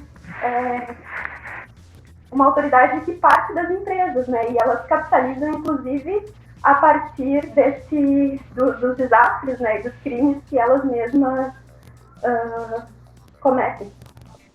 Esse assunto da mina em Guaíba é um assunto que também me é muito caro, hein? A Karen ter falado disso até me lembrou disso, uma coisa que eu tinha esquecido. Fazia um mês que eu não pensava nisso e não devia ter parado de pensar. Eu morei ali em Barra do Ribeiro, do lado de Guaíba, por um bom tempo, e é uma cidade que eu acho lindíssima, assim. Qualquer pessoa que já visitou Guaíba e já andou também, até pelo interior ali também, nos assentamentos, naquela região ali, mais pro lado da BR que atravessa o estado, né? Tem muita coisa naquela cidade, tem muita coisa muito bonita, uma cidade muito bonita, a orla da cidade é muito bonita. E quando saiu a notícia da tal mina, é um sentimento assim que tu não tem como explicar, porque bem como a Karen falou, assim, é uma cidade tão linda, é uma cidade tão legal, assim, e cheia de coisas para fazer e bonita. As pessoas são muito acolhedoras, e de repente tu associar isso com uma produção de uma forma de energia absolutamente ultrapassada, super tóxica para todo mundo que está envolvido ali, com um potencial destrutivo assim de impossibilitar uma convivência saudável num raio gigante de cidades que estão ali todas muito perto. Eldorado do Sul, Barra do Ribeiro, que é a cidade onde eu morava, toda aquela região ali muito prejudicada, e por uma coisa que não dá para entender como isso acontece.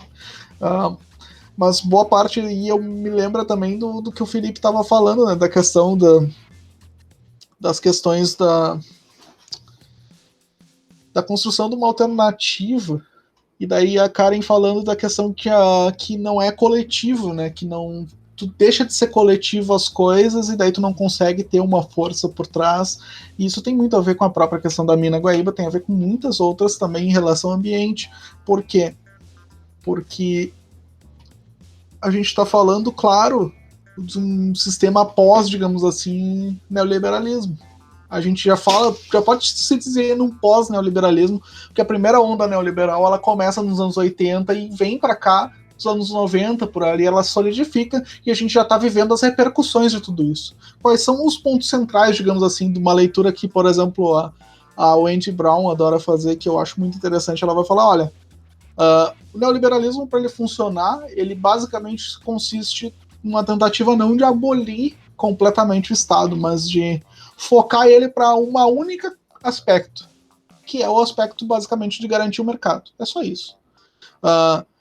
Como ele vai fazer isso? Como ele vai operar isso? Ela vai trabalhar basicamente nos eixos do quê? De destruir o político e de destruir o social. É basicamente dizer, olha, vocês são um bando de indivíduos, a ideia de social, de sociedade, isso aí não existe. É vocês, com a casa de vocês, a porta para dentro, fazem o que quiser, comprem o que quiser, consumam da forma que preferir. Mas comprem, obviamente, de nós. Enquanto a questão da política, isso é uma das coisas que talvez ainda tenha um caminho, uma coisa possível que se possa fazer de dentro do direito, é compreender justamente que uma das coisas mais importantes e uma das coisas que também mais enfraquece, eu acredito, a capacidade desse paradigma de direito constitucional de trabalhar as questões de ambiente de forma adequada, é o fato de que uma das articulações que o neoliberalismo fez foi trabalhar a destruição da noção de política e, digamos assim, da questão de que a política pode funcionar, porque política essencialmente são relações de poder, de diálogo, de construção, de saídas dentro de uma sociedade, e toda sociedade vai ter uma forma de política ou de outra. Quer ela seja exercida de forma democrática, quer ela seja exercida de forma totalmente autocrática, quer ela seja exercida por uma tecnocracia neoliberal, que é o que o neoliberalismo aspira a fazer. Para que ele seja uma tecnocracia, para que ele trabalhe, então, com o que ele entende como o ideal da técnica, que é maximizar, então, a capacidade da iniciativa privada e tudo mais, para isso ele precisa destruir o político. E o político não é dizer, não vai ter política. Não, tem política. O que não tem política? Não tem participação popular. Não tem a política das pessoas. Não tem a participação das pessoas naquilo ali. Por quê? Porque aquilo ali, na visão dos grandes teóricos do neoliberalismo, seria basicamente, olha, aí se entrarem as pessoas no meio do processo político, já sabe, né? Daqui a pouco a gente está lidando com um totalitarismo aqui. Daqui a pouco a gente já está lidando com um comunismo aqui. Tipo, não foge muito desse debate burro que a gente tem hoje. De onde tudo que não é bolsonarismo é comunismo e assim por diante. Não foge muito disso. Esse que é o problema. A questão é que os caras morreram há tanto tempo que a gente esqueceu disso. A gente fica com os livrinhos bonitinhos lá que ninguém leu, porque os caras realmente não importam. Mas o que eles falavam basicamente era isso, olha, a gente vai substituir os governos populares e as participações democráticas nesses governos populares que dão atenção para esses direitos, que tentam elaborar legislações melhores, tentam trabalhar, sei lá, em prol da sociedade, ou tentam coletivizar a titularidade de certos bens fundamentais, como a água, como, por exemplo, agora a gente teve esse revés ultimamente. E, ok, a gente vai acabar com tudo isso aí, a gente coloca os nossos técnicos lá, eles fazem os cálculos, eles dão as liberações formais aí pra gente na lei. Cada 4 anos a gente faz uma eleição lá entre duas escolhinhas aí que a gente mais ou menos aprova aí, de como vão funcionar. Quem ganhar ou não faz muita diferença, a gente está ganhando de qualquer jeito. E continua do mesmo jeito. E ninguém mais acredita em política, e ninguém mais se engaja em política, porque a política vai ser só a nossa arena. E nessa arena, muitas vezes o próprio direito contribuiu com isso. E daí eu lembro do que o Felipe estava falando, da questão do FBI, dos procedimentos judiciais no Brasil. Isso aí, por que o FBI teria interesse nesse tipo de coisa? Porque quanto mais pegar fogo em relação a utilizar o próprio Estado para se destruir, para destruir o poder dele e dizer, não, vamos usar os mecanismos do Estado para que condene-se a política, que é a forma com a qual o Estado se articula e se renova, e a forma com a qual ele permite aí o input das pessoas para poder dizer, olha, nós temos uma Constituição que prevê aí um Estado de direito socioambiental, que alguns doutrinadores querem falar. Eu não sei se eu vou usar essa abordagem ou não. Mas, se a gente tiver força política e a gente ocupar esse espaço, a gente pode pegar esse Estado de direito socioambiental, que em tese tem previsão na Constituição, e vamos dizer, não, todo tipo de coletividade, de titularidade de bens públicos é social. E para isso tem que ter muita participação social, e para isso tem que ter domínio total da sociedade, para isso tem que ter participação democrática, para isso tem que ter assim, e todas as empresas que forem fazer isso, elas são públicas, elas não operam com margem de lucro para ninguém, porque não tem um centavo de participação de capital privado. Até que ponto, no momento onde esses modelos diferentes se articulam dentro do mercado, no modelo de uma empresa pública, eles são interessantes para esse extrativismo predatório?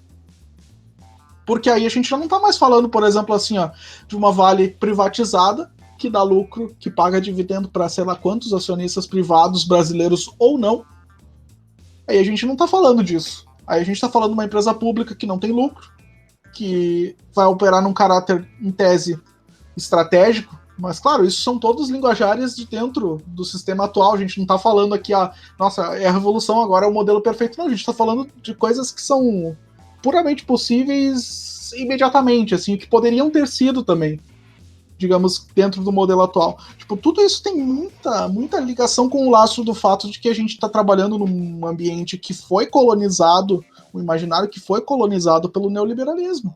No sentido de que a gente não acredita num conceito social, a gente acredita no nosso espaço privado como consumidores. A gente acredita que a gente precisa ter o direito de consumir certas coisas e que isso se equivale a uma espécie de cidadania. E para que a gente continue trabalhando dentro desse modelo, claro, a política também já não é mais importante para nós. Por quê? Porque, em tese, as leis são assim, a gente, com o nosso direito de consumir, trabalha ali, ganha um dinheiro e paga pelas coisas que a gente não recebe do Estado, a gente consome, e as empresas boazinhas nos dão plano de saúde. As empresas boazinhas de mineração, então, dão escolas maravilhosas para os seus filhos, dá um saneamento básico para toda a cidade. Olha só que beleza essa marca, olha como essa marca é maravilhosa. Por que eu vou querer me envolver com política e de repente entrar numa concepção coletiva ali de que eu entendo que aquele lugar do ambiente, que aquele rio que foi represado para fazer uma barragem, ele tinha uma associação religiosa, cultural ali com o povo indígena, e vou dizer, não pode mais fazer isso, acabou. A popularidade, a titularidade desse bem público pela Constituição é nossa, e a interpretação que a gente está dando é que nós não queremos isso, e acabou. A gente revoga essa Constituição. Mas tem dinheiro, tem contrato, tem direito. Paga a indenização, e vai. Por que a gente não é permitido pensar ou discutir esse tipo de saída? Porque a gente não tem justamente essas ferramentas de imaginário, que é o que a Karen estava falando. A gente não consegue pensar para além dessas possibilidades, a gente não consegue pensar nem dentro das possibilidades que a gente já tem, muito menos formular outras, pensar em outras questões. O nosso debate econômico continua centrado na questão de taxa de juro, inflação. Cara, a economia colapsou, não existe inflação, não tem como falar em inflação em taxa de juro agora, não tem como falar. Mas a gente continua discutindo nesses termos, a gente continua nesse debate pobre, e esse debate que é feito por muito pouca gente. Por quê? Porque a maioria de nós já saiu dali, a gente já comprou aquela noção de que, a política... a política é isso aqui, a política é eu me associar num partido que teve, sei lá quantos condenados no Lava Jato. A política é... Como assim? E a participação popular, por exemplo, dos conselhos que foram extintos agora no começo do governo atual. Quer me dizer que esses conselhos não faziam nada? Quer me dizer que não chegavam em alguma coisa, pelo menos, que é melhor do que o que a gente tem hoje? Aí a gente não tá nem falando, por exemplo, de poder imaginar uma coisa muito melhor. É de poder imaginar um pouquinho melhor que a gente tinha antes, a gente já perde. E cada vez mais a gente cede um pedaço a mais esse terreno. E cada vez mais a gente entra numa área ali onde para resgatar os próprios pedaços pequenos que a gente tinha antes e que a gente achava que era pouco, já fica muito difícil. Acho que dentro do direito, que foi mais ou menos o que o Felipe falou, acho que uma das coisas mais relevantes que a gente precisa assim, começar a resgatar dentro do direito, do pensamento jurídico em geral, é a noção de que a gente não pode participar desse espancamento neoliberal da política. Acho que a gente não pode participar dessa noção de neoliberalista, ele tipo, não, eu sou do direito, então eu sou a favor da lei, então foda-se condenado por corrupção, perdão, palavrão.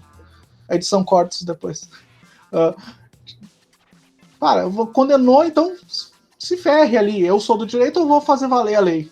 Tipo, a gente tem que compreender que a gente não pode participar desse linchamento da noção de política, porque a política não é só essa política também. Mas essa política também perde espaço quando a gente arrebenta as coisas. Todas as formas de política perdem, todas as formas de associação social perdem quando a gente entra, eu acho. E o direito muito, muito, muito entrou nisso. Eu acho que uma das grandes contribuições que a gente pode fazer como pensadores dentro da área, e de todas as áreas em geral, né? Mas o direito acho que ele é intimamente ligado com política em várias coisas. Ele é a política, digamos assim, que foi consolidada, que foi cristalizada dentro de um código e que está lá sendo articulada. Então, tu não compreender o valor disso, tu não compreender e tu deixar que as portas dessa discussão, mesmo que formalizada, mesmo que centrada ao redor de grupos aí com poder econômico, sim, mesmo isso a gente não pode deixar que as portas sejam fechadas. E acho que essa é uma das partes aí que talvez a gente mais tenha falhado. Claro, além de outras, né, que pode ser assunto de outras discussões mais para frente, como a questão do ensino jurídico, a questão da própria divulgação científica, que o direito nunca fez, né, que sempre deixou a cargo de outras pessoas, que por isso a gente vê maravilhas jurídicas hoje como bandido bom é bandido morto e outras coisas assim. Tem muitas coisas onde o direito errou, mas eu acho que essa questão da política e de ter participado ativamente do linchamento que o neoliberalismo promove nos países periféricos da política, acho que foi uma dos piores erros para a nossa possibilidade de discussão, de participação mesmo nesse âmbito constitucional, que sim, ainda preserva muitos aspectos liberais, ainda preserva muitos aspectos ligados à propriedade privada, mas tem muitas aberturas e possibilidades que poderiam estar sendo exploradas para pelo menos uma coisa assim, significativamente melhor do que a gente tem agora, se não muito boa, mas muito melhor. Eu só queria trazer mais uma contribuição que tem a ver com eu aposto hoje numa orientação que venha de baixo e à esquerda, e que a gente possa se organizar sem a intermediação do Estado nos dizendo o que é política e o que pode ser feito politicamente nos lugares onde a gente se encontra. Eu acho que a América Latina é um laboratório para muitas coisas no direito, foi um laboratório para a questão da mediação, né? Foi uma recomendação do Banco Mundial de que começasse a se mediar os conflitos, e aqui se floreou essa questão como se fosse a melhor forma do mundo de esconder, de trabalhar os conflitos, quando na verdade esses conflitos estavam sendo colocados para baixo do tapete. Então, eu também acredito que o desastre de Mariana foi um laboratório para pensar essas políticas extrativistas dentro dos territórios. Porque participação é uma palavra que aparece diversas vezes e é a principal reivindicação dos atingidos em Mariana. No início do processo, as mineradoras escolheram as equipes técnicas que iam atender os atingidos. Então, foi toda uma briga judicial para que se pudesse escolher as equipes técnicas que iriam atender. Então, eu vejo que essa mediação pelo direito e essa mediação da justiça talvez não seja a melhor alternativa. Talvez a gente precise pensar projetos de fato autônomos, que passem a se reorganizar nos territórios sem levar em conta o Estado, né? Esse estadocentrismo que a gente criou e coloca como guardião dessa capacidade de organização popular. Então, eu acho que essa seria uma boa orientação hoje, a gente começar a pensar e olhar para os movimentos sociais e olhar para o que está sendo feito desde baixo, e com essa orientação da esquerda, e acho que os governos progressistas das últimas 2 décadas contribuíram muito para esse enfraquecimento de uma política popular mais ampla, atrelando muito política à política eleitoral, e política é algo muito mais amplo do que um período eleitoral, e a criação de legislação e de política pública como a principal ferramenta política implementada pelos governos progressistas, eu acho que enfraqueceu muito. Tanto é que a própria questão da Mina Guaíba, né? Poxa, a gente está falando do movimento dos trabalhadores sem terra. Olhem a história desse movimento que ocupava terra no Brasil e que hoje não ocupa mais e que foi completamente cooptado pelo governo progressista, né, no Brasil. Então, eu acho que o direito, sim, contribuiu. Eu fico vendo toda a política pública que foi criada em relação à cultura, por exemplo, né? Quantos grupos autônomos e populares passaram as últimas décadas construindo política pública para teatro, para cinema, para música, e de repente, numa troca de governo, tudo isso se vai porque a gente estava apostando numa regulamentação e nos limites do Estado para dizer, para pautar a nossa criatividade política. Assim. Então, eu acho que esse é um aprendizado que a gente colhe dessas últimas décadas de governo progressista, que é não deixar tanto na mão do direito e na mão do Estado a nossa capacidade de se organizar. E eu acho que isso também está ligado à questão ambiental, assim, porque eu fico percebendo esses processos que aconteceram na América Latina, no Equador e na Bolívia, com constituições muito avançadas, constituições que falam Pachamama, que usam vários termos que são muito caros para os povos originários, ao mesmo tempo se apropriando desse discurso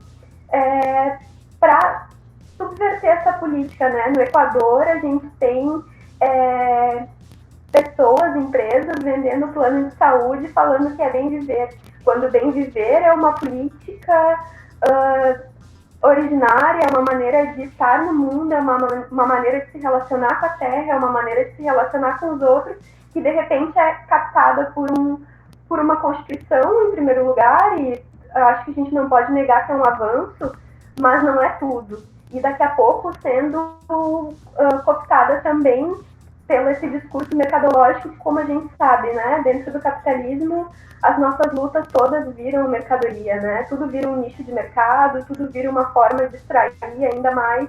Então, só para a gente não ficar na questão assim de apontar só as dificuldades e pensar também em propostas, eu acho que o que a gente pode estar fazendo hoje é olhar para esses movimentos que são autônomos, que estão se organizando sem dinheiro, sem partido, desde baixo, construindo no pequeno, no miudinho, dia a dia. Eu acho que isso é uma boa orientação assim, para esse momento.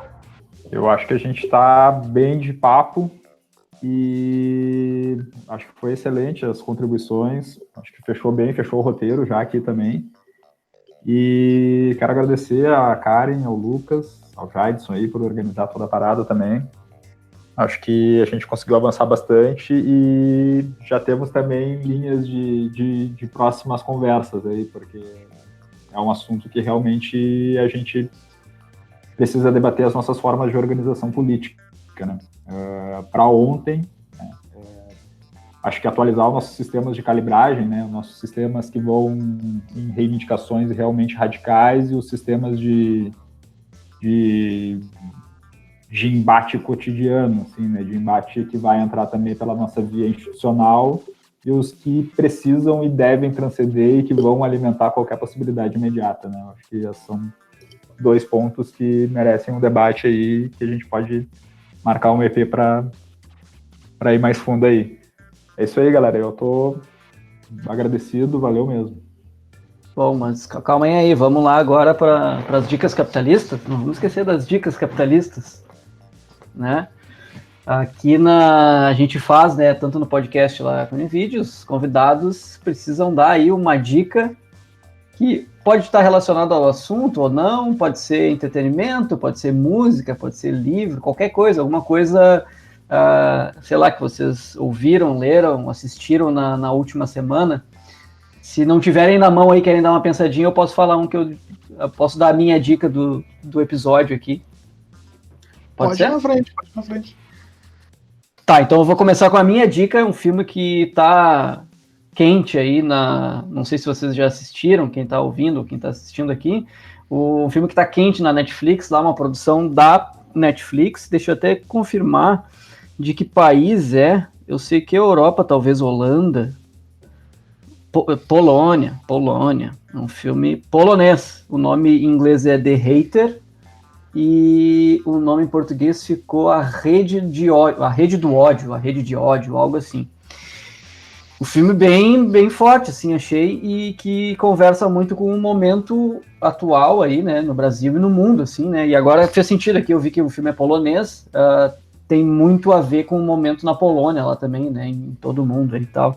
Sem dar spoiler, assim, fala muito sobre isso, dessa cultura de ódio e do ódio fabricado e do ódio de um lado e ódio do outro, do ódio manipulado, né? E as consequências disso e até onde as pessoas vão em cima disso, né?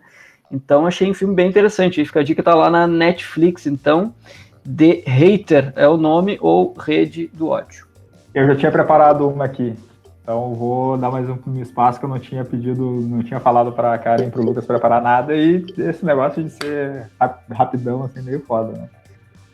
Cara, tem um filme muito foda que eu já queria ter indicado aqui, eu acho que ele é, assim, ó, perfeito pro tema que foi debatido hoje, que é Também La Lluvia, também a Chuva. É um filme boliviano que se passa bem no período, assim, vem uma equipe da Espanha fazer a reencenação do julgamento do julgamento de Valladolid, assim, e tipo, começam num lance de contratar uma população local para fazer o filme, filmar o filme, ou seja, né, corpos subalternamente racializados enquanto indígenas. E nisso, no meio do filme, estoura a Guerra da Água, assim, velho. E o filme é fantástico, muito bom. E eu deixo meu e-mail aí depois no EP, pode entrar em contato comigo que eu indico onde ele tá dentro da rede aí. E é só dar o clique maneiro que ele aparece no computador.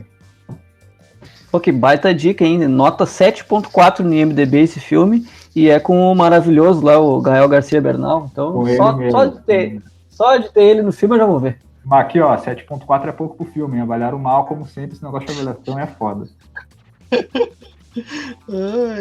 A dica cultural tá top, hein? Eu esperava algo nível mais choque de cultura aí do Felipe, mas o cara que é sabido aí dos rolês aí, uma dica cultural digna de Maurílio, mas no fim das contas ele veio sério pro rolê, né? Aí quebra todo o rolê.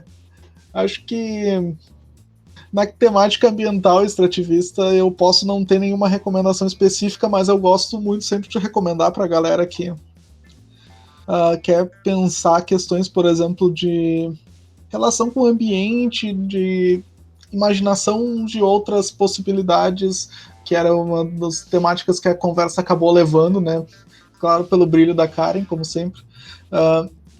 Eu queria recomendar para vocês um seriado muito farofento, mas muito positivo, que é o Doctor Who. A galera que muitas vezes, da minha época, muitas vezes não pegou o começo do seriado e muitas vezes não ficou sabendo. E é um seriado que acho que agora, se eu não me engano, ele passou até para alguns serviços de streaming mais populares. Aí, se eu não me engano, acho que tá na Globoplay, eu acho.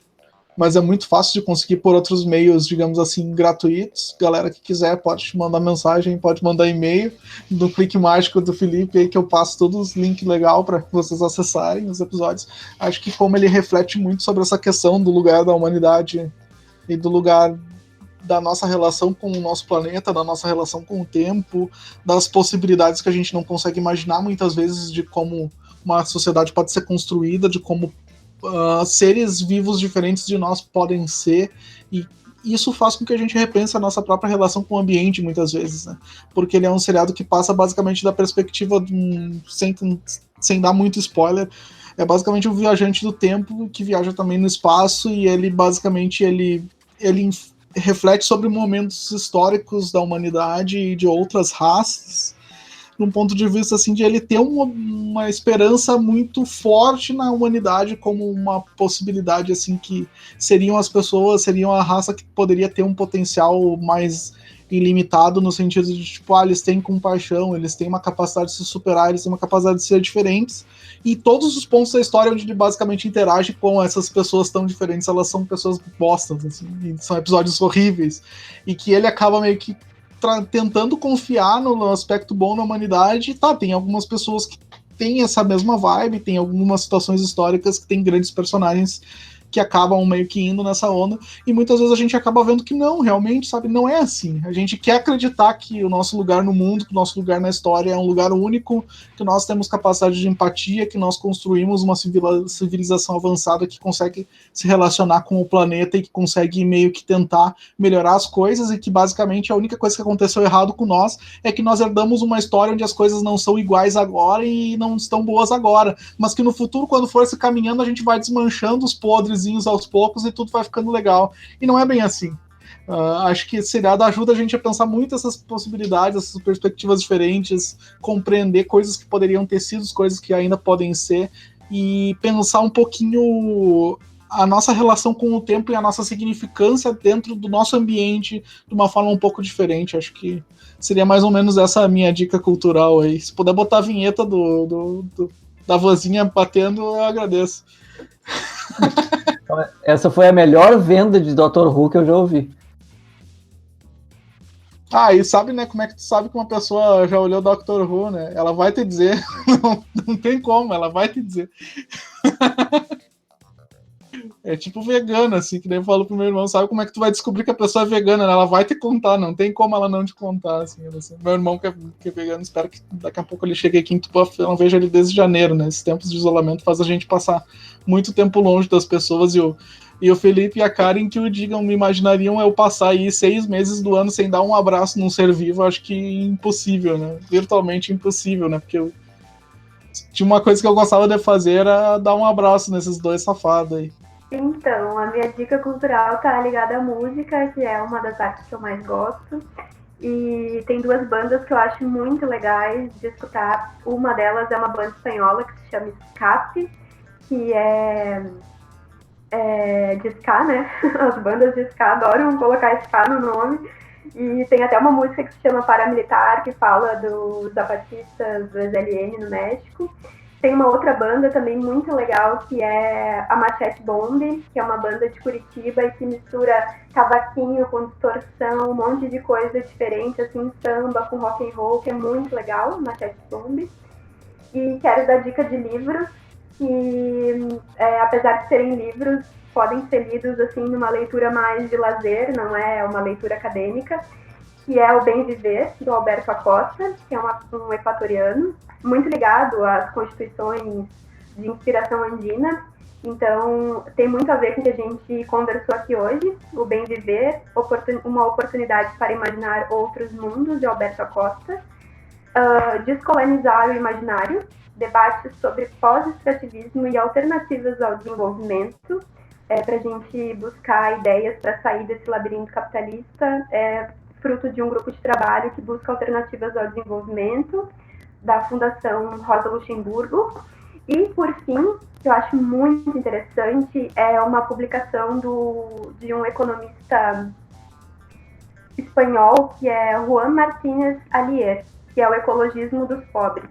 Eu gosto muito desse livro porque ele acaba com a ideia errada de que ecologia é um assunto só dos países desenvolvidos e que a gente, por ser periférico, não pode pensar em ecologia e não pode ter uma relação com a natureza e que precisa sempre estar buscando satisfazer as suas necessidades e não pode, então, estar pensando ecologia e movimentos ecológicos, né? Sempre a gente associa a possibilidade de estar pensando na natureza e na ecologia nos países desenvolvidos, e ele mostra como muitas lutas sociais são intrinsecamente ecológicas, como os movimentos populares têm uma outra relação com a natureza, muitas vezes, claro, buscando atender às suas necessidades, mas também tem uma questão que é poética e que é filosófica com a natureza.